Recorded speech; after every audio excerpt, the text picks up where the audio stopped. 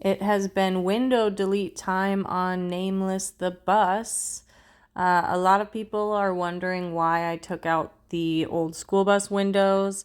Honestly, if I had the option or better circumstances, I would have kept the school bus windows just because I love the look of them.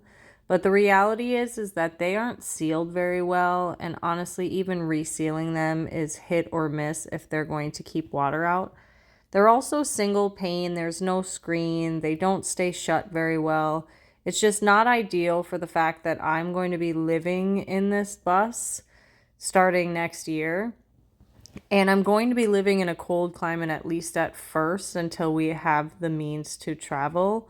And it will be our only living situation. And so, being in a colder climate, we needed windows that are going to be a little bit better. So, I did decide, even though it was a hard decision, to go with standard RV windows, which meant taking out all of these old school bus windows. You can also see here that we had to finally be able to remove these wall panels. They were spot welded every quarter inch to an inch. So it was really time consuming to get all of them out. It would have been a lot easier if they were just like nails or screws. Instead, we had to just go in with a pry bar and hammer and break all of those little welds in order to get these off.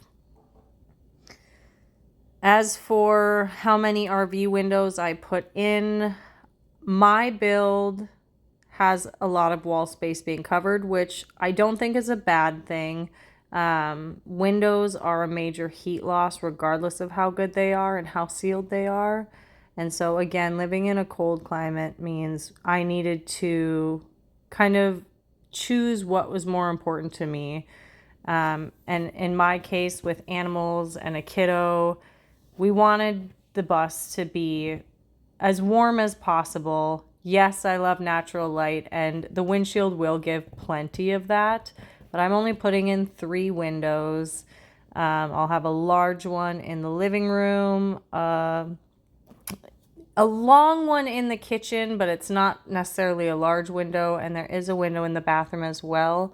But keep in mind that a bus is a pretty small space, so you don't need many windows to create a lot of light, especially when you have that big giant windshield letting in a lot of natural light as well.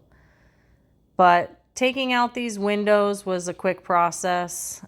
Cleaning the frames like I'm doing here took a lot longer, and just kind of general prep took a while.